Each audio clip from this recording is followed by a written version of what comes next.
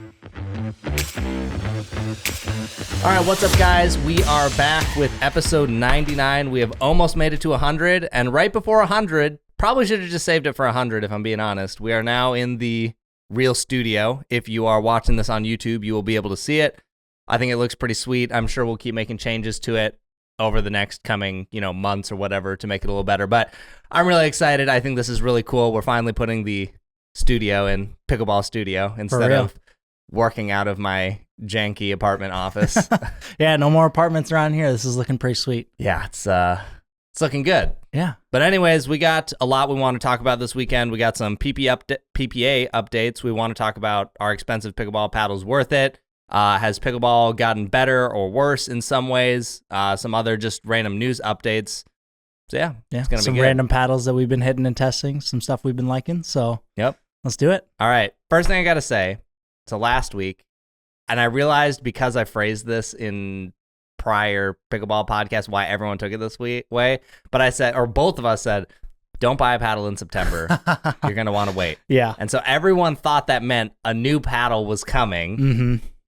I didn't mean a new paddle was coming, guys. I just meant we had kind of a big announcement for the podcast, and it was going to be related to paddles. Our own big announcement, not for a company. Yeah, not for a company. I totally see how people thought that. Everyone thought it was the Carbon coming out. So I started getting messages and people were like, the Carbon. And I was like, no, sorry guys, false alarms, not the Carbon.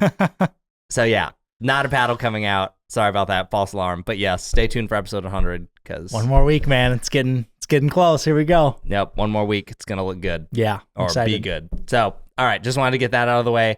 Next thing I just wanted to say quick, if there are any website experts out there, hit me up. Currently, my website is on Squarespace. I would like it to not be on Squarespace anymore.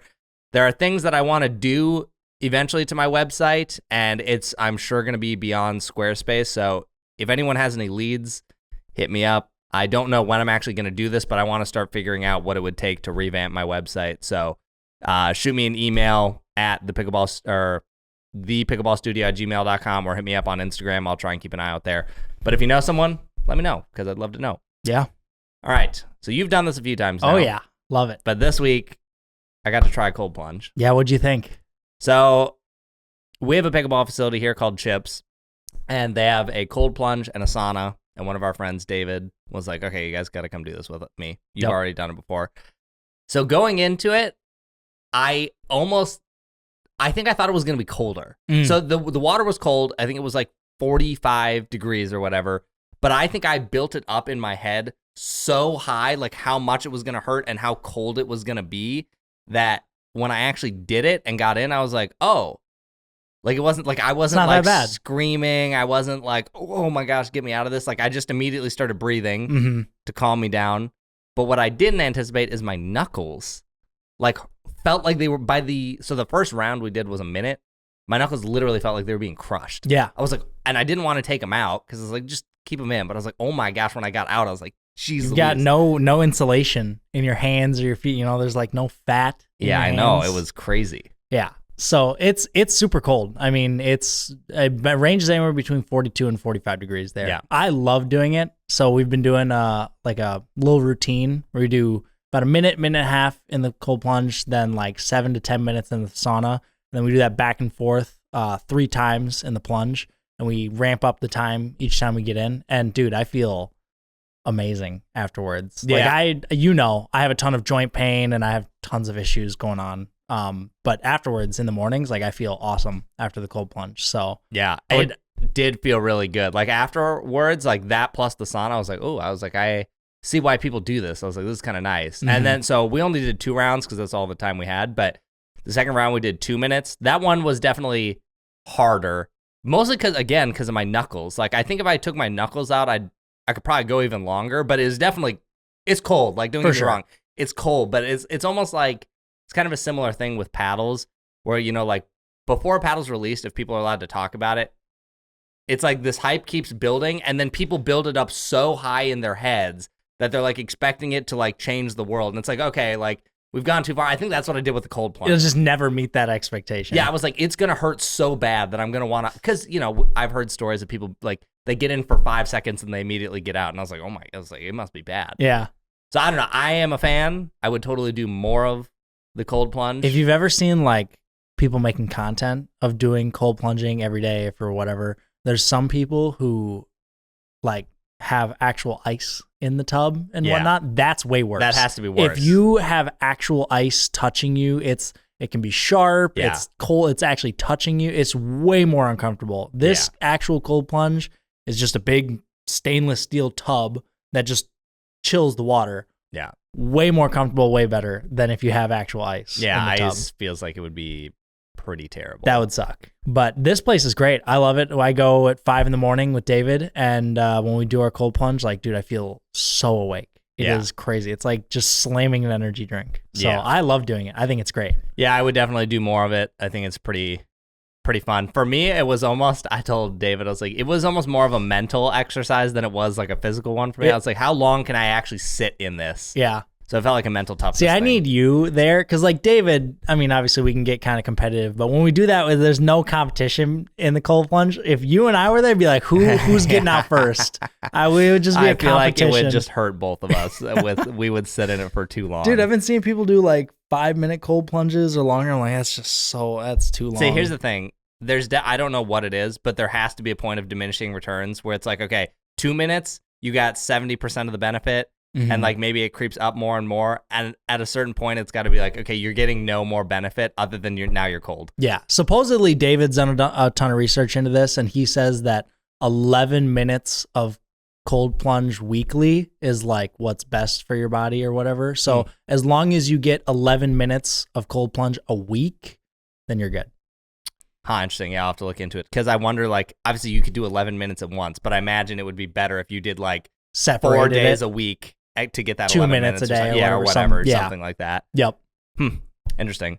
All right, you had something you want to talk about here? Oh man, yeah. So this is crazy. So I still watch tennis. I still enjoy tennis. I haven't been paying too close attention to the U.S. Open, but Donald Young has been on a tear. It's his last, right off into the sunset tournament after the U.S. Open. He's done. Did he announce it before the tournament or like in the middle of it or something? I think that he had talked about it, or like he had quit tennis, and I think he had just said that like the U.S. Open will be his last tournament somewhere. I haven't seen it, but he might have. And he's playing mixed with Taylor Thompson, I think. And dude, they're in the semifinals today. Crazy. It's crazy. He's just been on a tear. He's been playing so unbelievably well. So I'm like, pickleball cross training, huh? Yeah. Maybe he's gonna win this, and then he's gonna be like, actually, you know what? I'm pretty good at this thing. I think I'm coming back. You're not gonna retire. That's always how athletes do it. Like, oh yeah, I'm retiring. Then they just do one more, and then they come back at it. I mean, look at Tom Brady. Yeah, dude never retired. Yeah, exactly. So I think that's really cool to see him, tearing it up at the U.S. Open for his final tournament. Imagine him winning the U.S. Open. I mean, it's crazy. Because translated to pickleball, dang it. Dude, I know. He hasn't quite done it yet in pickleball, but it'd be pretty cool to see him do well in both. Yeah. So, thought that was a fun, neat little update. So, it was pretty cool. Nice. All right, next thing I want to talk about is Leigh had 6 pickles at this Vegas tournament. Dude. That's insane. It's unreal. Like, pickling any pro is crazy. Yeah. But 6 of them in one weekend? It's kind of insane. Like, I just can't even understand how she's so far ahead of everyone else. Yeah. Like, her skill level is just so far above the entire field. Yeah. It's not even close. It's, to me, I was thinking about this when I heard this. To me, it reminds me of what Ben was like 2 years ago, or maybe even 3 years ago, somewhere in that range, where it was like, his singles streak was something stupid. It was like 116-0 or something. Like, I mean, that's something insane. I mean, her doubles record, I think, is like 100 and something in one right now. And it's like, okay, I want to know what it's going to take. Like, Ben is clearly at a point now where like he can't just triple crown. Like, he's still winning mix. Obviously, he's got Leigh. Yep. And like doubles, he's been struggling this year. Singles, I don't know how many wins he's gotten, but like Fed is in every single final. At what point is that going to happen on the women's side?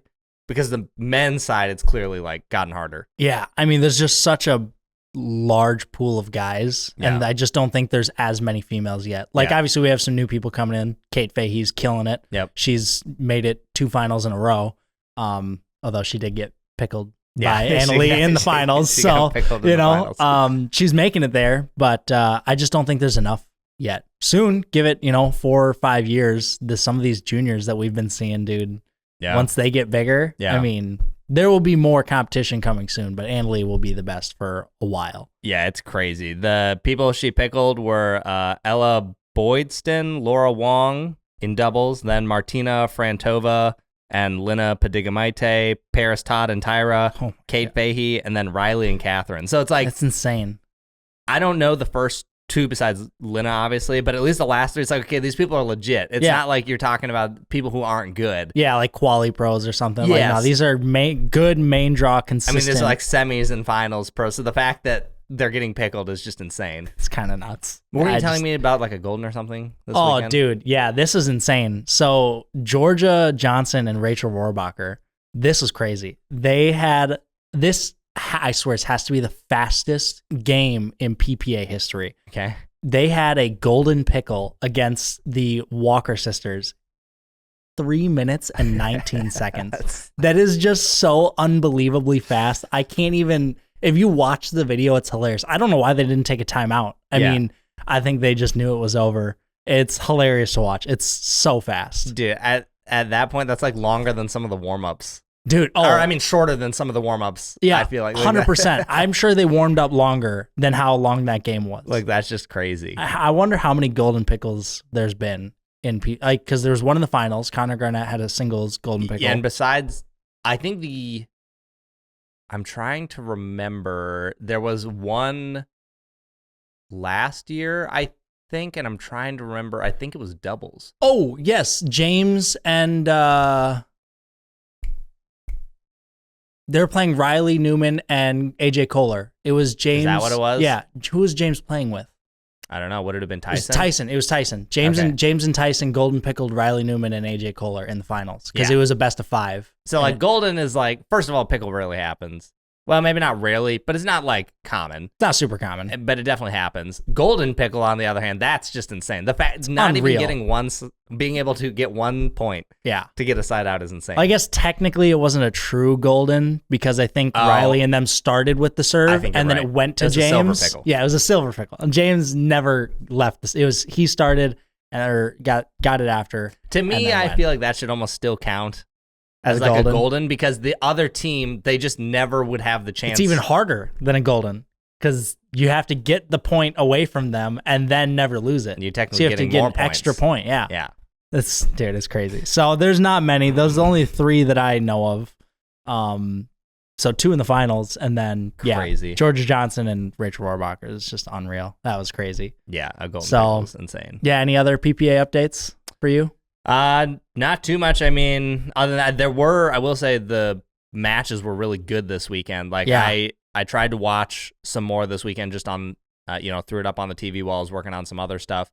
And some of the semifinal matches were really good. There were some really entertaining matches. So I think we're finally getting, I remember maybe a year and a half ago, like complaining, it's like, okay, look, Ben and Anna Leigh, they win everything. It's not that exciting anymore. And now that it's like you don't really know who's going to be in a final or who's going to win. Like there's still clearly a group of, 3-4 teams probably that you'd probably expect. Mm-hmm. But it's just the level is so much higher. Even the early rounds you don't know. Like I don't think it was this tournament. It was the weekend before Utah, where JW and Dylan went out in like super the first early round. Yeah. And it was to Michael Lloyd, and I can't remember who his partner was. I don't think it was his brother. No. But either way, like that is crazy. That did not used to happen. Right, they made 6 finals in a row, and then all of a sudden now they went out first round. Yeah, like in the past, Ben didn't even have to try like first round of singles. He like just seemed screwing around and having fun. You can't do that anymore. Exactly. It is cool. There's been a lot more unique, different teams like in the quarters and semis, and it's way more interesting than just seeing Ben and Colin not even try and I go think through everybody. One of the reasons for that, I was thinking about this. It's like, I mean, obviously Ben is still extremely good. He always has been really good. But one of the things I was thinking about was like, okay, why was Ben this good for so long? And one of the things that came to mind was he had the opportunity to be full-time way sooner than a lot of other people. Like other people were still working. I mean, some people are still working jobs. Matt Wright still works a job. It's crazy. So like he got to do that way earlier. And I feel like because, you know, he was kind of the face of the sport, he was, you know, he got better sponsorship deals. He was able to afford better things, whether that's like a nutritionist, a gym plan or whatever. Like maybe he can stay in nicer hotels. Like things are a little like easier going to the tournaments. You're not having to like bunk with a bunch of people or whatever. Ease of life. Yeah. Or quality of life, whatever. Yeah. And now that everyone has these like guaranteed contracts and is making good money, people can go full time and they don't have to worry so much about like stupid things. Like they can actually worry about like their play and training. Yep. And now I feel like because of that, the gap is just narrowed because more people can take it that serious. Kate Fahey just quit her job at this last tournament. She sent in her 2-week notice and said, "Yep, I'm done. I'm out. Full-time pickleball, baby." So I don't know. I just feel like we're seeing a lot of that with a lot of different athletes. So I think that's pretty cool to see. Yeah. And I don't know. Just having these shakeups is really good. Yeah, there are some really entertaining matches. Like I think it was the semis, was it? Or the quarters. Riley Newman and Alshon versus Ben and Colin. Yep. That was a really entertaining match. That one was close. That one went to 3. Yep. So that was really cool. Yeah, there was a bunch of really fun, entertaining matches. Yeah. It's getting to a point now where, you know, if I have the time to watch on a weekend, you know, it's nice to just kind of like sit back, throw it up on the TV, maybe do some other stuff. And it's like, and I was actually thinking down here, it would be sweet to eventually like put a TV like there or something. So when it's like Thursday or Friday, if we're working in the studio, we can kind of just have it on in the background, like while we're filming stuff. Yeah. I think that would be kind of cool. Yeah, I think that'd be great. And definitely having a TV or monitor somewhere down here would be pretty sweet. Yeah. Sure. Yeah. Other PPA updates and notes though. So this week was at the Fontainebleau Hotel, the new hotel in Las Vegas. Which we had been there. So we've been there before. It's massive. A very beautiful hotel. Yep. I mean, clearly spent absurd amounts of money on this place. Yep. But heard many things from many friends that were there that the surface was not ideal. Yeah. I mean, even if you listened on center court, it literally sounded like plywood. Yeah, it's like it was tingy. like tunk, yeah. tunk. It just made a really weird, hollow, bad noise. Yeah. But so a couple friends of ours were there for the qualifiers on Monday. So qualifiers were Monday because it was a progressive draw. And some of the pictures he sent me of the court. Okay. I understand the guys who are putting up these courts, they work extremely hard. But I mean, it's less of an issue on them and more of an issue on the people who are organizing this and telling them what to do. The courts, and okay, we've been clarified. It is not pickle roll. Yeah. It is an Acrotech product that they work with PPA, and it's outside of pickle roll. They had to release a whole statement saying that it was not their product. They've been getting flamed for it. So I apologize for the week that we were kind of trashing on you, pickle roll. Dude, there was actual waves in the court when they unrolled it, like just big bumps. And I'm like, dude, if it hits that bump, it's going to bounce backwards. Like, what are you supposed to do? And I asked my friend who was there, and he said, yeah, it happened all the time, and it was terrible. Just dead bounces. Another friend of ours. So we have our PPA here in Minnesota, the Lakeville PPA, is known for having a pretty bad surface. Yeah. It's very hollow. I think it was put over...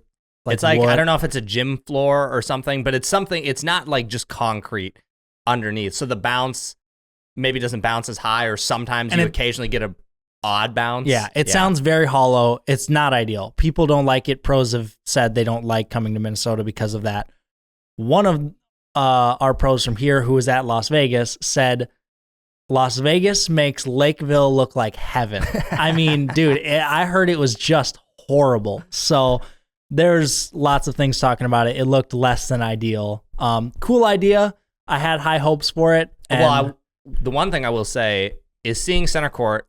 Well, okay, it's a give and take. Mm-hmm. So I feel like there's pros and cons to it. So center court, I think, did look pretty cool. Yes. The production of that, I think, was pretty sweet. However, the main thing that I think would have made it better I don't know if it was grandstand or some of these courts, but I think the court needed to be a little bit wider because it was kind of the same problem as the Salt Lake one, where they're running off the court into like carpet. So I feel like they just needed an extra 5 feet Just make it bigger in all directions. Yeah. And so you would solve that issue. But I did think it looked good. And then like the atmosphere of being in a ballroom, I think is potentially very cool. But at the end of the day, it's like, okay, that's cool, but you're coming to play pickleball on a surface that's not Other built courts. for pickleball. Well, that. So like if your experience sucks playing the actual pickleball, what's the point? Like, okay, cool, the atmosphere is awesome, but everything I came for sucks. How many people are actually going to be playing on center? Well, not even just center. I just mean like being just in the ballroom was room. probably pretty cool. Like some of the pictures look kind of nice.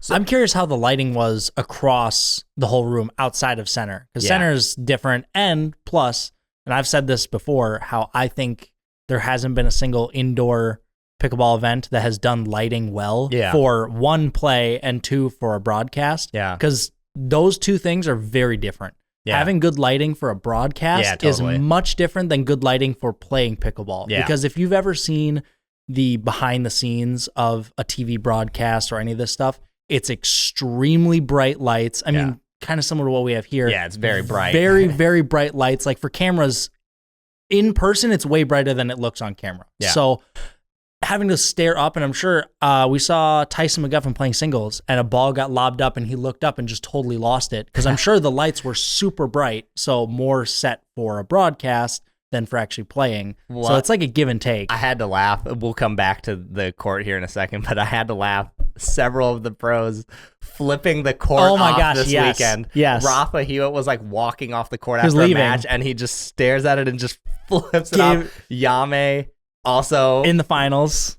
Was it a final? Yeah, against Fed. Is that what it was? It was against Fed in the finals, and he was walking away and just gave the finger right to the court, and he got a technical warning for it. It's just, it happened multiple times. These pros hated it so much that they're all flipping the court off. I just thought that was the funniest. That's hilarious. Yeah, I thought that was really funny. But yeah, as far as the like courts and lighting go, like, yeah, they're definitely different things that make those two look good. And I'm sure, I guess I don't know, but I would imagine that in a ballroom, like, it's probably just a little bit more dimly lit. I haven't heard much about the lighting. Everything was mostly about the court surface. And to me, it's like, okay, like, I guess, what do you expect inside of there, right? Like, you're laying this over something it wasn't really meant to be. It wasn't concrete. Yeah, it wasn't built for this. Like, if you're going to cover, if you need a ton of surface, like, I heard some of them were like laid over grates or whatever, and there were dead spots. Actually, I think someone on Facebook was saying, who played, it was the same thing as Lakeville, that match you played. He was like, there were spots we would aim to dink at to force the ball to not bounce. Yeah. So you had to like take them all out of the air. Otherwise, you were just screwed off the bounce. Yeah. I played a match at our local PPA here, and we were off some of the back courts, and in the kitchen on the left side, which I stack and play on, the ball literally wouldn't even bounce 3 inches. I mean, you literally had to scrape the ground to get your paddle under it. So me being a little taller, I was like, all right, I'm just going to get on my tippy toes. And I had to volley every single dink, and they were just trying to force it to that spot and ended up being able to make it work. But yeah, I've been there, and that sucks. To me, it's something like this is you got to like just plan better ahead. It's like, and maybe in the future they'll make better adjustments. Maybe they'll have ideas for how to fix the underlying surface or whatever. But it's like, okay, did you think ahead or test these things ahead? Like, how far in advance did you plan that you were going to have it at this venue? And then did you get to actually test any surface and figure it out? Because to me, some of the things I was hearing feels like things you should have realized before you locked the venue in. Right. I can't confirm this, but I feel like what they do is they talk to these venues and they just say, how many courts do you think we can fit in there? Oh, this number? Okay, lock it in, without ever actually seeing the venue in person. Like, obviously, I guarantee they don't set these up and test it beforehand. Yeah, I mean, there's no way. Well, they're definitely not setting up an entire venue, but I would think you'd want to like test a couple courts. But yeah, I mean, that would also be my guess. I don't know that for sure, but I don't know. I just feel like you have to test that. Right. Because I feel like they just call these places, schedule it, lock it in, and then say, we'll figure it out when we get there. Again, I can't confirm that. That's what I feel like they do. It would make sense. Yeah, I don't know. So other than that, it sounded like the surface was kind of rough. I heard a lot of mixed things. Some people were like trying to defend it on Facebook. Other people were like, nope, this is absolutely terrible. So don't know. Last thing. Yeah, dude. Gabe. Could Gabe Tardio be the next best player in the world? I feel like, it's probably one of those things where everyone kind of jumps the train kind of early, but Gabe has been on an absolute tear. Dude, I don't know, man. He's not only been winning, he's been winning with different people. Like, that's what's insane to me is he just, whoever plays with Gabe wins. I know. Like, but hasn't Hayden also kind of been doing that? He won with Pablo. Yeah, he won two. He won Fed. two. Yep. Pablo and Fed. And I think those might just be it. But I mean, we need like a Gabe and Hayden. I wonder what that would look like. I mean, they do play together on the chalk, right? Well, yeah, but I mean, just like in a PPA. Yeah, I'm actually surprised they don't play together. I mean, probably prior commitments is my guess. More than likely. But either way, I mean, he's just been on an absolute tear. With Andre, with mixed Pablo, last week. He was not Pablo. Crazy. Every time he plays with Andre, he seems to do really well. It's crazy. I mean, I don't know. Dude's absolutely killing it. And I think just people aren't used to someone on the right side being so aggressive. Yeah. Like, it's just such a different angle, and the game is so different. Well, it's weird watching him play because he pinches middle a bunch. Mm-hmm. Well, it's kind of funny watching him play with Andre because to me, Gabe is like the aggressor from the right, and Andre is like the steady one. Yeah. So it's just kind of weird to see. It's like if Colin and Ben flipped. Yeah. It's super weird to watch them play, but man, it just works. Like, they can't, like, no one can get it by Gabe. Yep. His hands are insane. His speed ups off the bounce are just absurdly good. Yeah. And it's crazy how when he pinches middle and leaves so much of the court open and they just can't get the ball there. Yeah. I don't know. It's just it's too good. Gabe, in my opinion, Gabe might be like the next best player in the world. Yeah, I don't know. We'll see, but I'm excited to see. But yeah, those are the PPA updates. Next couple things before we get, or last thing before we get into some paddle updates. Babolat did give me a discount code. I guess they're doing that now. So nice. If you guys want 20% off, I believe this applies to shoes and paddles. Honestly, I think the thing that's probably going to be the most relevant to a lot of people right now is the shoes. I know a lot of people, I mean, Patrick's been using the Jet Mach 3s for forever. Yeah, I really like the Jet Mach 3s.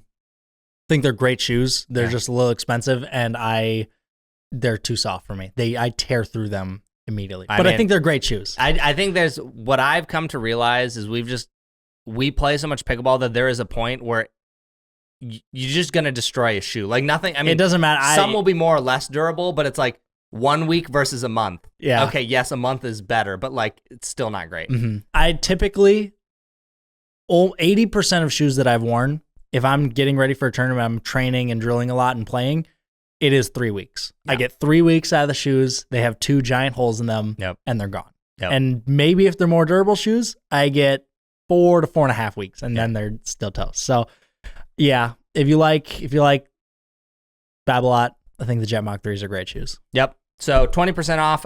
Currently, the code is 20 PB Studio. I asked them if they could change that to just PB Studio. So if you do plan to pick up some shoes, try both of those codes. At some point, it probably will be PB Studio, but as of right this second, it's probably 20 PB Studio. Yeah. So yeah, if you want a discount on shoes, there's that. Nice. All right, let's get into some paddles. Paddles, baby.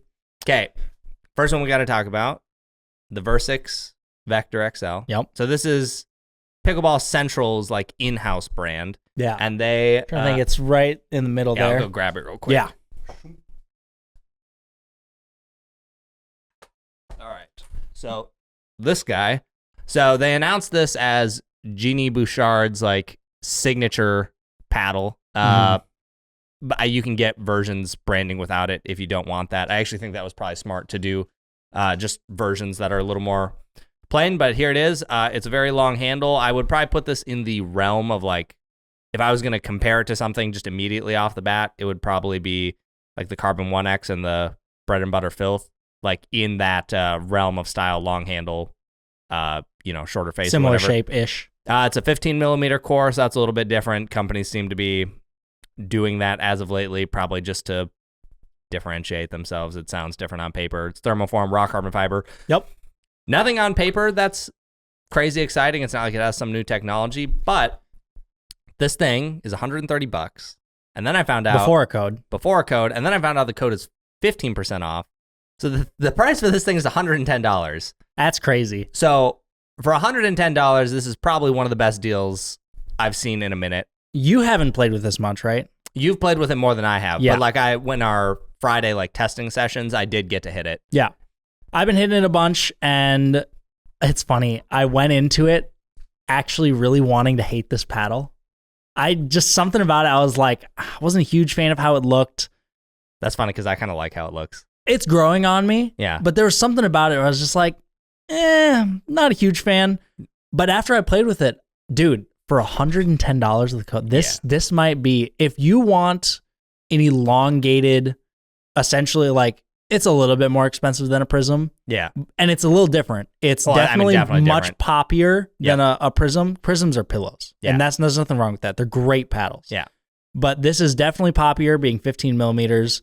I actually loved it. I played with this thing. I thought it was great. It doesn't feel super heavy. I don't know the swing weight off the top of my head. It was I want to say it was over 120. It was around, it was like low 20s, mid 120s, somewhere around there. Yeah, I'll see if I can pull it up while you're talking about it. Yeah. 15 millimeters does make it a little different. Stock, I thought it was great. I did add just a teeny bit of lead on the bottom, and it did seem to help the sweet spot a bit. But it's funny, it's interesting. Somebody pointed this out to me. The shape of it actually looks like if you took the swing weight was 119. 119, so just under 120. So it is on the lighter end of elongated paddles.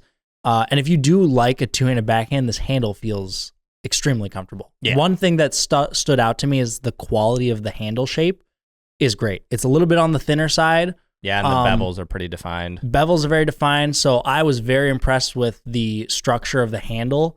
And the shape of it looks like if you took the Pickle PIKKL, the Hurricane Pro, and just stretched the face up. Because it's got that slight curve like that. And then these sharper angles out at the throat. It literally looks like you just stretched a Hurricane Pro. So for $110, it's got to be one of the best budget elongated paddles I've played with. Especially for being a little bit more powerful. Mm-hmm. I feel like a lot of times the cheaper paddles just end up not really being power focused, which kind of makes sense. Like if you're in that budget, like you're probably looking for more control. Exactly. Like I wouldn't call this, we're not talking Gen 3. Nope. I'm probably talking on the upper end of like Gen 2 thermoform. Yeah. It's like middle road all court, maybe slightly above, depending on how you play. Yeah. But yeah, for $110, I mean, it's a really solid paddle. Spin was good. Yep. I had no issues controlling it, dropping, resets. And I like that it does feel a little different being 15 millimeters. You wouldn't think that 1 millimeter makes that much of a difference. Yep. But it does feel different than like a Prism or other, like a Carbon. So I thought that was pretty cool. Yeah. So I think they did a great job with this. Versix, their whole like kind of lineup had never really caught any attention. They didn't really do anything with it. Yeah. I don't think it was marketed well. I never hit one, but my guess is like it was similar to a lot of things, probably a little more expensive. So this though, solid. You know, as like a 1X and like Filth alternative, it's different, but like, I mean, is it different enough that to spend like $110 more bucks on a Carbon? Yeah, probably not. Why not just get two of these? You know, yeah, like I would much rather have two of those than like one Carbon. Yeah, exactly. So they knocked that thing out of the park. Yeah, they did really good with that. Great paddle. All right, I'm probably not going to get all of these off the wall because there's so many. Well, there's so many paddles on the wall and they're all in different spots. Yeah. But next one we want to talk about that kind of surprised at least me. I can't remember what you thought, but the SLK new Halo 13 millimeter. Yes, kind of the revamped, because there's the control version and the power version. So they kind of revamped them. And then they made like the Pro line. Yeah, so there's the new Kevlar. Yep, the new Pro line, and then revamped versions of the Control and Pro. Yep. Or Control and Power. Yep. So the Pro ones, the Kevlar ones, both 14 millimeters. Yeah. There was nothing wrong with them, but I don't think they really stood out to either of us. I actually liked them a bit more than I was expecting. I liked both of them, the shorter wide body and the elongated. Yep. What surprised me, they're both 14. What surprised me is they feel and play a little bit more plush off the face than I was expecting, which I actually liked a lot. I thought they had, for being 14, they had a good sweet spot and good control. So, and they felt very fast in the hand. So they weren't crazy. They're $150. I thought they were good paddles, but not super standout. But I liked them. Yeah, nah, same. I mean, they didn't really do anything wrong. It was just kind of like, meh. They're nice. I mean, for the price, like at least it's not like the typical. I feel like Selkirk or these bigger brands was like, you know, I could have easily seen them trying to do a Kevlar paddle and then like sell it 200 plus. Exactly. So the fact that it's not that, I think that is like a pro for them. Yep. And before you say anything about the Pro or the Power and the Control, the handles on the pros were very nice. Yes. Those were great. Now you can. Yeah. Okay. So the old power and control models were pretty soft overall. They had it was like the tan edge guard. Yeah, especially the carbon control face. Yep. was really, really soft. Mhm. The new control is a little less soft, maybe a little more firm, but still pretty soft. Instead of like an upgrade or a revamp, it just felt like a step sideways. Like, yeah. It was more of a cosmetic change than a performance change, I felt like. Yeah, I didn't feel like it was. I mean, it's definitely not as soft, at least from how I'm remembering the old Halo, but I think I was maybe expecting more. However, the 13, that I felt like was a noticeable jump. Very in pop and big power. difference. Yes. That one was actually kind of fun to play with. The 13 surprised me a lot. Yeah. That thing had some juice. Yeah. And hands battles and stuff. It didn't hit a ton of drives, but yeah, that one was definitely very different than the old power. Yeah, I think that one is a really solid upgrade, and at the price, in my opinion, that one was the most exciting of them to me. And like, that's $130. That one's 130. 130. Yep, I looked this morning. Yeah, I looked this morning. That's okay. Because that's also a pretty good deal then. The pros are 150, and the power and control are 130. Oh, yeah. Okay, so well, yeah. That's for 130. That's probably one that. of the most powerful paddles in that 130 and less dollar range, or at least poppy. Like at least like in hands and stuff felt pretty good. Very poppy. But the handles were like oddly thick, really chunky. Like my guess is they're not. I didn't measure, but it's probably not 4.5. It's probably between 4.25 and 4.5. It's probably like in that 4.37 range or whatever. But for a 13 millimeter, usually you're used to them having a little thinner handle. Like this handle is what I would expect on that. Yeah, and that's a 15. But it was just a little thicker. Yeah, they were very chunky. I personally like much thinner grips. Yeah. And if you have small hands, you probably will not like the control and the power very much, just because of how thick the handle is. Especially if you put an overgrip on it. Yeah. You're getting into a really chunky handle territory. And now I don't know for sure that this is the reason companies do or don't do this, but my understanding and having cut open some paddles is like, if you take a paddle like this, which is 15 millimeters, and the handle's really thin, in the mold, a lot of times the handle is like kind of being crushed to like make that shape, and then they're using thinner like pallet pieces or whatever for the shaping. My thought with these companies that have done thicker handles is either they're not aware, which I cannot imagine Selkirk is not aware, right? Especially since the pros are thinner. So I don't think it's that. So it makes me wonder if it's almost like a trying not to compromise the core, even though it's just the handle. Well, one thing that I've noticed with paddles that do that you can tell clearly crush the handles, is if you look at the base of the throat, you'll see the face of the paddle, and then it will dip, like dip down into the handle, and that's kind of a tell sign of the handle being crushed to fit that shape. So this one doesn't do it, but I'm curious. Actually, I'm just going to grab it and see if it does. Oh, you're looking at the Pro. So it looks like the pros actually don't. So yeah, and it's just straight across. So I don't know. I'd have to cut some of these open to see, but like that is something I've noticed and just observed, and that doesn't necessarily mean anything's bad with it. Right. I haven't noticed that means the paddle breaks more or anything, but it's just something I've noticed. So it makes me wonder when companies have these thicker handles, if that's why. Right. They don't want to compromise the core or something. Yeah. Maybe it's something else entirely. Maybe we should cut one of these open and cut one of the controls or powers open and just look at the handles. See how it looks. Yeah. Yeah, probably. So that's the one thing I would say about the control and power. Otherwise, I thought those were good paddles, more the power than the control. But Selkirk the biggest, finally, instead of being like, they're finally like very slow. They're creeping back up with the paddles. I thought the pros were unique and fun to play with. We'll see what they do with the high end stuff. Whatever's next. Yes, exactly. Give us something. All right, next paddle. Yeah, GRUVN Cruz. Whew. So these are a Gen 1.5 paddle. Prism competitor. Yeah, Jelly Bean, all those, and they have 3 different shapes of them. So they have basically 2 elongated, one's a long handle, one's a slightly shorter handle, and then the other one is like a standard or wide body shape with a slightly shorter handle. Yep. So actually that one would kind of fill a nice gap with the Jelly Bean, because the Jelly Bean's a little bit of a longer handle. So if you want a really short handle, that GRUVN Cruz is probably a little bit better. But we both hit these, and they were like more compared to a Prism and maybe even the Jelly Bean. I'm not sure. I'd have to hit them a little bit more. It was like more pop and power out of it than I was thinking. Way more pop and power than I was expecting. When I heard it was a 1.5, Gen 1.5, and just looking at them and knowing GRUVN, having hit other GRUVNs, I was not expecting them to be really anything special. But all three of the shapes surprised me. For some reason, they feel like stiffer than, like a lot of Gen 1.5s are a little more plush. This one felt a little more stiff. They felt very stiff, really poppy. The elongated one with the shorter handle, almost like Model E shape, was super poppy. That one out of all three of them, it made a different noise, and for some reason just had, in hands battles, unreal. It just had crazy pop. So I really liked all three of them. I feel like I'm going to need to cut it open because I'm like, it doesn't...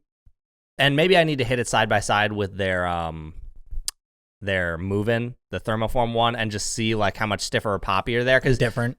If you had just had me hit it, I probably wouldn't even have thought it was a 1.5. If you said hit this and tell me what you think it is, I probably would have thought it was closer to a Gen 2. So I kind of want to cut one open and see what's going on, if there's anything actually If different. it is Gen 1.5? Yeah, like is it something else? So I don't know, but for their 130 after code, it's like 117 or something. Yep. I think if you wanted that style of paddle in a slightly different shape than what's being offered, I feel like those are a good option, but it's not as soft as a Prism. Basically, how I look at it is with these GRUVNs and with the Versix, and I can almost squeeze in the Selkirk Halo Pros.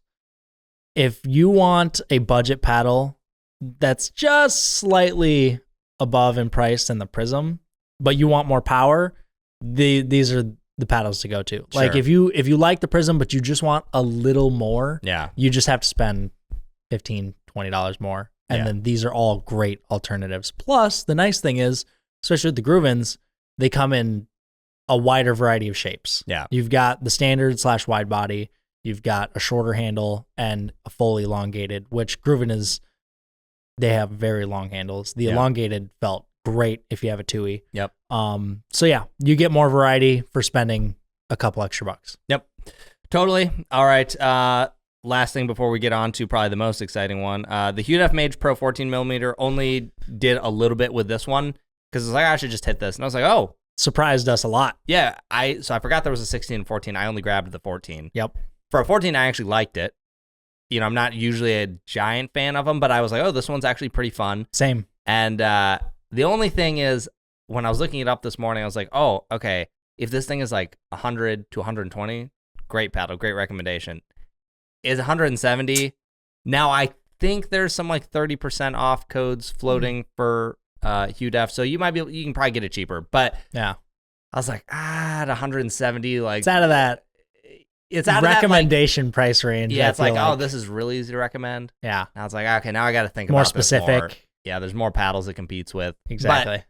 But I do still think it was a nice paddle. It was pretty quick in the hand. It was stiffer. Yeah. It was a little more jumpy.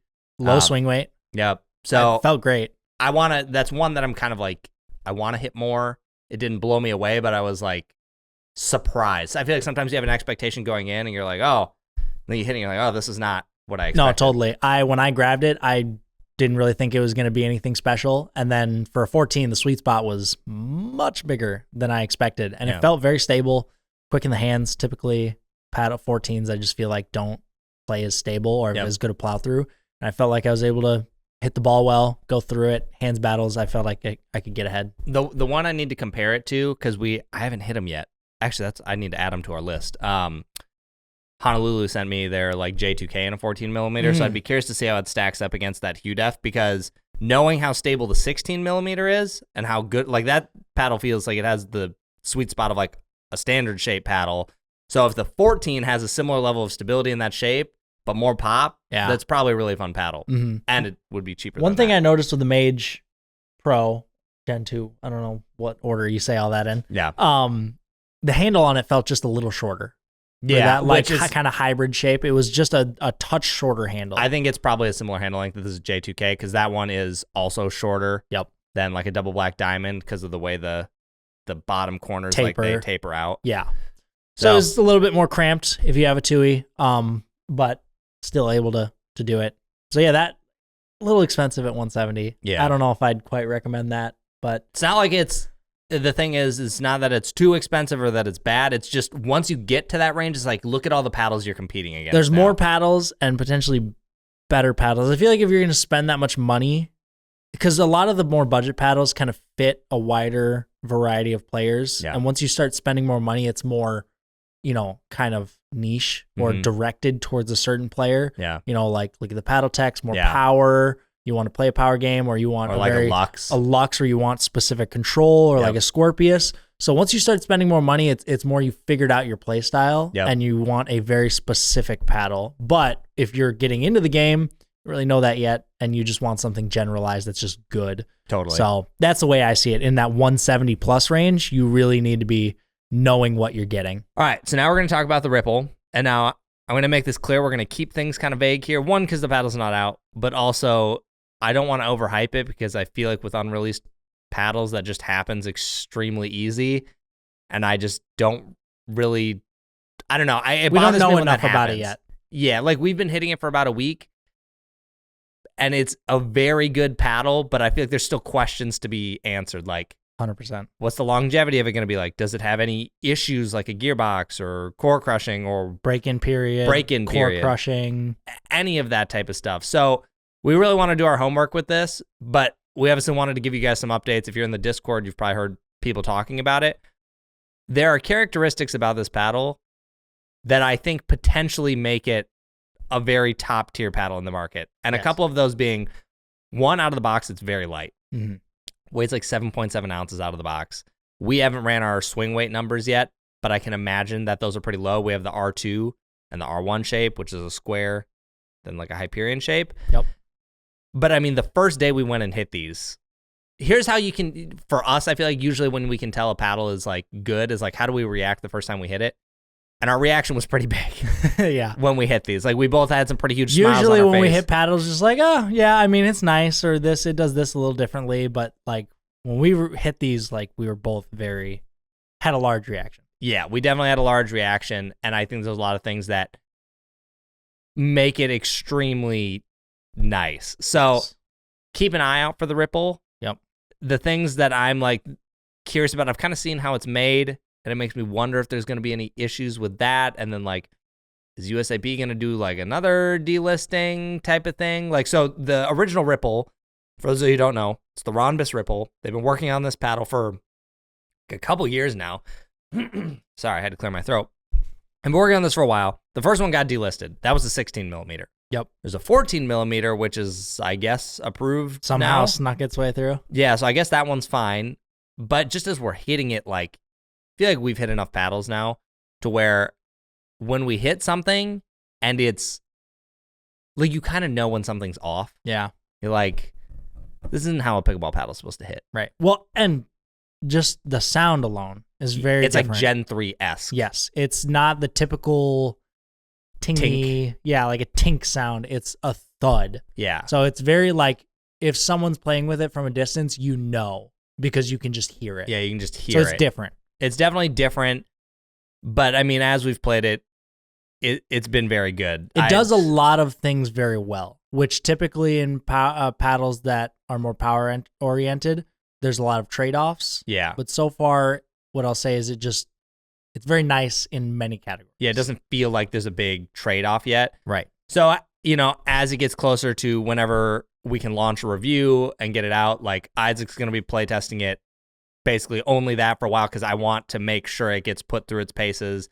I've been trying to put it through some abuse tests, like leaving it in the sun. Does it change? I've been hitting it a ton. I'm trying to play with it hard, hit a lot of drives, hands battles, get into it. I'm trying to see if it'll core crush or break. So for the next month and a half or so, I'll probably primarily be using this paddle to see, one, just build an opinion, and two, see if it actually has any durability issues. Because if it does, both of our opinions completely change. Yeah, I mean, anytime they have like paddles break like this, is like, okay, well, that's a pretty severe flaw. That makes it hard to recommend, which is kind of what I feel like happened with the Gen 3s and like even the mod. It's like, yeah, this paddle's amazing, but like, do you really want to spend this much? And then those kind of got overhyped too, because like a lot of people were really excited to get those. I mean, tons of people bought them, and then had to return them because at least 5 people I know personally core crush their Gen 3s immediately. Yeah, I mean, probably even more than that for me. Yeah, we don't want the same thing to happen with these. So we're really going to put it through our paces, put it through its paces, test it, figure it out, and see where it goes. But initially, we're both very impressed. I'd put it in my top 3 paddles this year. Yeah, same. Yeah. So far, it's up there. Being super light, from what I can tell, just playing with that really low swing weight. I mean, everyone we hand it to, the first thing they say is, "Oh, it's really light." Yeah, exactly. And even people in my Discord say the same thing. Yeah, one guy we know here who plays with standard, more wide body shaped paddles. He's a very wristy player, so he has to play with really light paddles. And if it's at all heavy, swing weight, balance, or even static weight, he does not like it. And I handed this. He typically hates elongated paddles. I handed him the R1, and he was like, "Whoa." He's like, "I feel like I could play with this." Even I actually handed it to him again when I had the weight on it. Yeah. And he was like, "Still not that bad." Still like it. And I was like, okay, so I'm surprised. yeah, it's really light. But so far, it's impressive. Yeah, definitely impressive. So keep an eye out for it, guys. We'll see where it goes. Obviously, if there's issues, we'll make sure we let you know. Yep. We want to make sure A everyone... lot of people have been DMing me and asking me for a quick review on the paddle. I don't want to give too much out there before I build a good opinion. So, like I said, in about a few weeks, maybe a month, we'll have a better opinion, and then we can kind of start talking about it more. Yeah. So that's the Ripple. That's the Ripple. Watch out. All right. So next thing, all of that first initial stuff took longer than I thought. So There's maybe, a lot. maybe we'll go through the main topic just a little bit quicker here. Yeah. But want to talk about, like, are expensive pickleball paddles worth it? And because I was thinking about this, obviously there's a lot of people who've been watching this podcast for a long time. So a lot of times I think, okay, like, a lot of people know these things, but I almost want to start doing more series or talking points like of the podcast where it's like, hey, if you're newer, here are things you would probably want to know. Because we've been in it long enough that things probably feel commonplace. Mm-hmm. Like if you're new, you're like, oh yeah, more expensive paddle, probably better, blah, blah, blah, blah, blah. Well, that's not always really true in pickleball. Especially with pickleball. In fact, I would say a lot of the time it's not true. Mm-hmm. There's like really only a couple reasons I think you need to spend a lot of money. It's not even a need. It's more of like, if you want this, then you don't have a choice. So we'll get into that here. Let me go through. So basically, what makes like a more expensive paddle worth it is, in my opinion, you're kind of looking at one thing. And sometimes it's warranties. Like you have Selkirk, Engage, and PaddleTech, all lifetime warranties. That might be a reason you'd want to spend more. Mm-hmm. If you care about a warranty, a lot of times if you're going to get lifetime, it comes at a more expensive price. Yep. You're not going to find a lifetime warranty on like $100 paddle. Also, usually. Typically, some of these more expensive brands, especially they're U.S. made. Like, again, Selkirk, Engage, and PaddleTech, all three more expensive brands.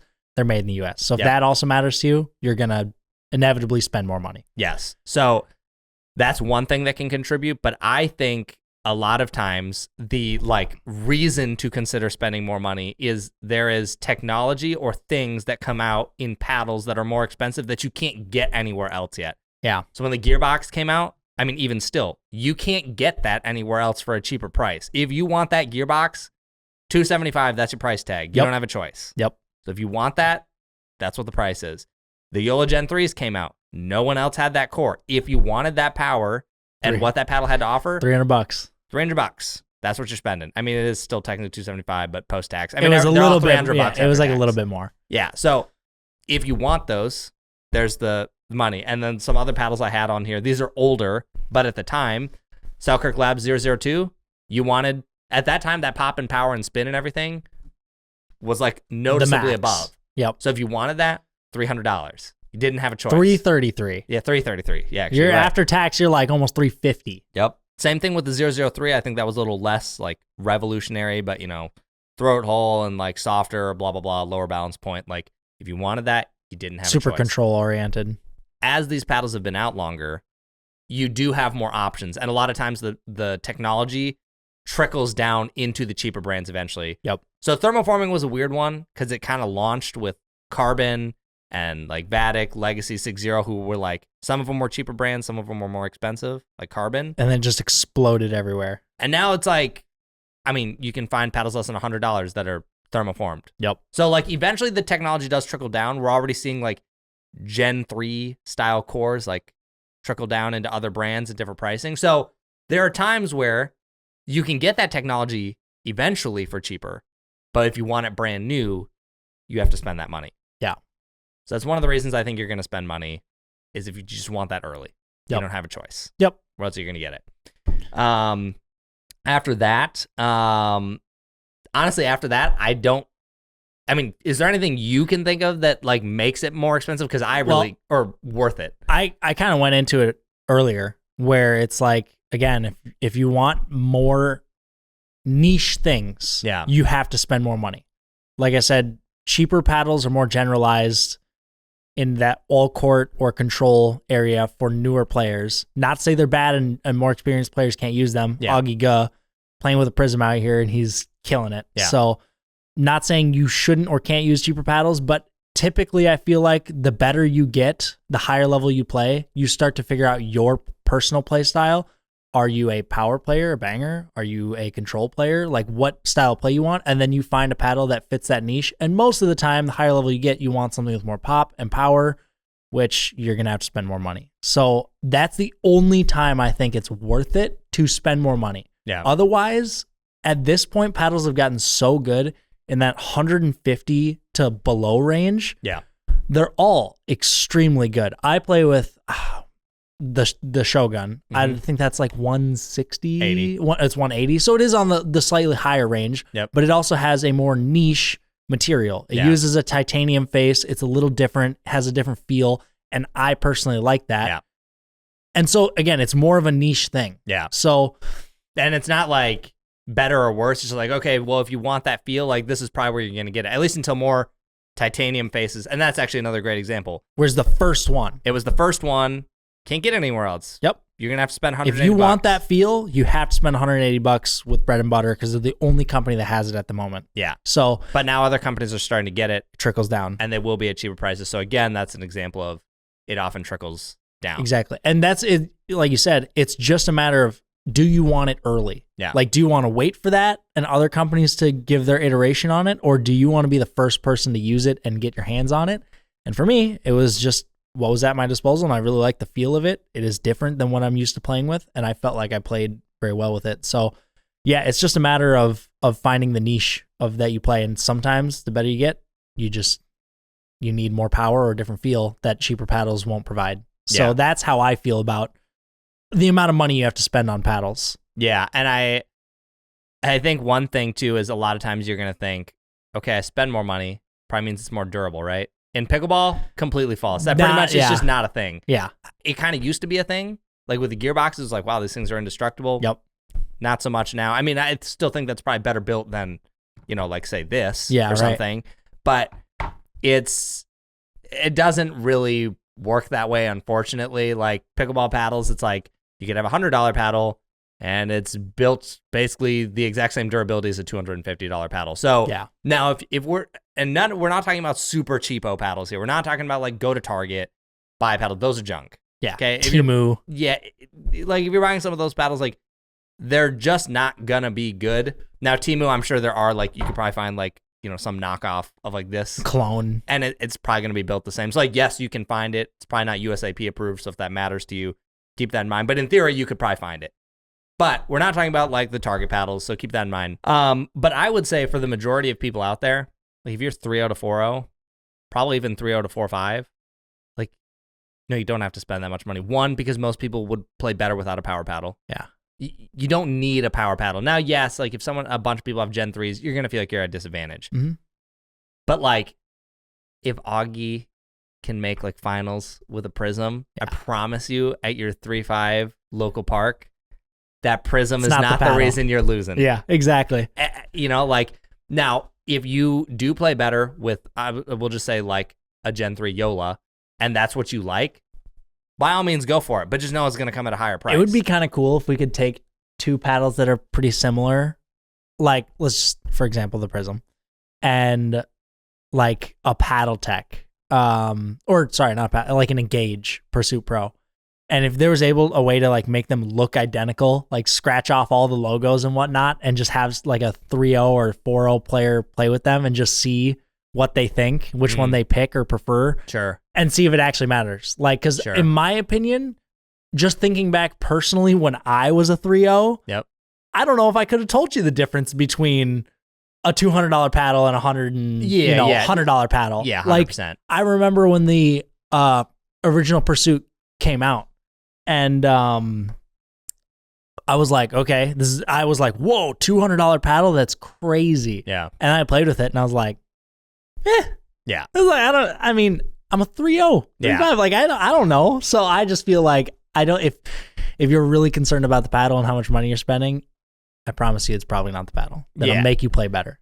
Now, and I think there's what I think gets misunderstood a lot is you need to figure out, like, every type of player has like a style of paddle that fits them. So like if we're just going to group these into broad categories, you have control paddles, all court paddles, and then power paddles. Mm-hmm. I think most of those are self-explanatory. All court kind of gives you the best of all the worlds. Power is like, you're going to be a banger. Control is like, you like to reset, play the soft game. Yep. Now within each of those categories, you have, I'm just going to make up a loose number here, 100 paddles. Mm-hmm. You could choose 100 different power paddles. You could choose 100 different all court, 100 different control paddles. Within each of those categories, there's going to be small nuanced differences, but they're going to be similar enough to where, like, if I'm a control player, I can probably play with like 50 of those paddles in that category, and I'll be fine. Yeah.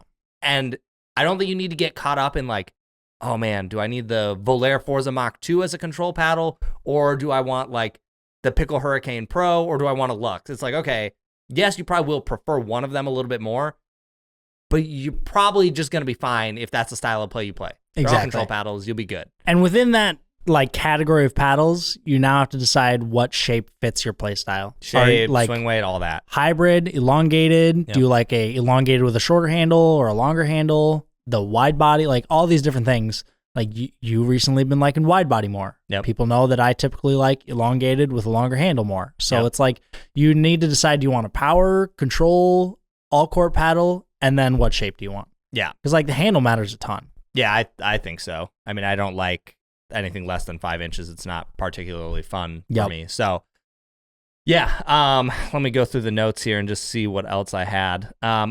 I mean, as far as paddles, like I feel like this is kind of common fact, at least if you're in the more nerdy circles, but a lot of paddles are made in the same factory. Now, that doesn't necessarily mean they're built exactly the same, at least from some of the things I've heard talking to different owners and different brands. So keep that in mind, but like, it's not like you're going to get a drastically different paddle. Right. Until companies start having more patents or their own factories, like, there's going to be a lot of overlap in paddles, right? There's a few brands where if you compare some paddles, you go, some of these things are very similar. Yeah. And like the price is very different between these. Sometimes with brands, you are paying for basically a brand name. A name. Yeah. Like, I mean, think about like clothing and stuff like Nike or Under Armour. It's like, okay, there's other cheaper brands that make clothes that are probably pretty similar. You're paying for a logo and a name. Yeah. And that for sure exists in pickleball. And if you want that brand and like maybe the status that comes with that, sure, go for it. But like, you don't have to spend that much money. Which to an extent does matter a ton. Like if you go to a random park, like people judge you on what paddle you, it's crazy. If you walked in with like, let's go back, like the X-Back Amazon paddle, and you walked into some open play and people see you with that versus like you've got, I don't know, a Ripple. Yeah, well, like not even a Ripple. A Gen 3 or something. Yeah, a Yola or a Selkirk, like a big name paddle. A big name paddle. Then like people are going to be like, they're going to think you're just automatically a better player. Yeah. Just because of what paddle you're playing with. Yeah. Versus like if they see you with a cheaper Amazon paddle or whatever, they're going to be like, probably not that good. Totally. So perception matters to other people, but obviously if you actually play well, then it doesn't matter. It doesn't matter at the end of the day. I mean, we've got some people around here that play with some really old Babolat paddles that are like, come on, really? But they're really like 6-0s. Yeah. So yeah, it doesn't matter. So yeah, I think that's just something to keep in mind. Sometimes you're just paying like a brand markup fee, and if you're fine paying that, then whatever. But like at the end of the day, the point really is, no, you don't need to spend more money on an expensive paddle if you don't want to. Mm-hmm. You want to load up on prisms or jelly beans for $100 each, go for it. You want to spend $150, go for it. Like I would say for the most part, there are alternatives in the cheaper price range to the highest end ones. Like some of them you can't. Right. Currently, there's no Gen 3 replacement. Currently, there's no gearbox replacement. Some of those ones, it's like, okay, there's not really an alternative. Really not an alternative for the paddle tech. like a Gen 1 that hits that hard. Yeah, I mean, it's kind of that, and that's where, like, okay, well, now you have to pay that premium. Mm-hmm. But just know that, like, like we were talking about earlier, like this Versix, like, I think is a pretty decent 1X alternative. The Filth, for the longest time, was, in my opinion, literally the 1X alternative for cheaper. So that stuff exists. If you watch the reviews, you'll probably slowly figure that stuff out. Yep. Now, really quick, I just want to go over some, like, options of cheaper paddles for people to keep in mind. That are really good. Head start. Yep. Some of these are going to be brands. Some of these are going to be specific models. 11624 as a brand, their paddles are on the cheaper side, and they're all very good. Yep. The Monarch All Court, love that thing. The Hirachi X Control Plus, love that thing. Think they're all less than $150, even cheaper with a code. The Jelly Bean is their new $100 paddle. Think it's extremely good for $100. You've obviously got the Vatic Pro Prism, the GRUVN Cruz we talked about, this Versix, $110. Spartus Apollo, Spartus as a brand, Honolulu Pickleball, Neonic, Friday Pickleball, and I'm going to throw one in here that, like, maybe doesn't count. It's kind of in a weird territory, Reload.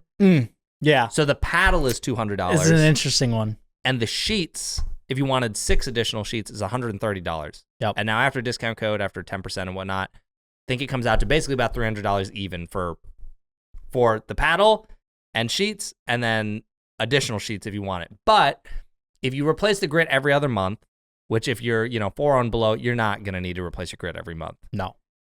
The value becomes higher because in theory, that means you could get 16 months of grit on that Reload, plus the base. If you ever break it, the paddle, they will replace it, at least for core crushing. You can get, replacements for that. So it's like, okay, the value for $300 and 16 months is very high, but you are spending a little bit more upfront. More upfront, but you're going to get a longer lasting lifespan out of it. So you could keep that in mind. They're not really, like, cheap, but the value's there. So those are all some brands and some paddles you guys could check out. And they're all very different. Like, these are all very different paddles that have very different characteristics. Some of them are kind of similar, but, like, for example, the Reloads, bit heavier swing weight. Yep. They play different. So, like, they're all cheaper alternative paddles, but look into them because they're all going to fit a different play style. Totally. Completely agree. But yeah, you don't have to spend big money in pickleball. And it's funny, sometimes I feel like we have people come to us and they say, money is not an option. Tell me what the best paddle I can buy is. And sometimes you look at me like, what you need is a Prism. Mm-hmm. But they don't want the Prism. They're like, but that's only $100. Yeah, they're like, I want to. It's like they want to spend $300. It's the classic test that they've done with, like, wine, cheap wine versus expensive wine, and they just swap it and be like, oh, this wine is $1,000 and this one's $10, and they just swap it. Oh, this one's just so much better, and really it's like $10 box wine. Yeah, totally. It's silly. It's Don't get too caught up in the price, whatever the brand or price is. Like, there's a lot of really good paddles out there. I mean, 100%. There's never been a better time in pickleball to be able to find a good paddle. Mm-hmm. It's almost harder for a brand to make a bad paddle right now than to make a good paddle, because it's the bar for making a just decent paddle is so low. Not even low, just like easy to achieve. Yeah, that every brand can make a solid paddle that. It's just at that point, it's like, where do they want to price it? Yeah, exactly. Do they want to try and, like, go $225 or something, or do they want to be like $120? Yeah.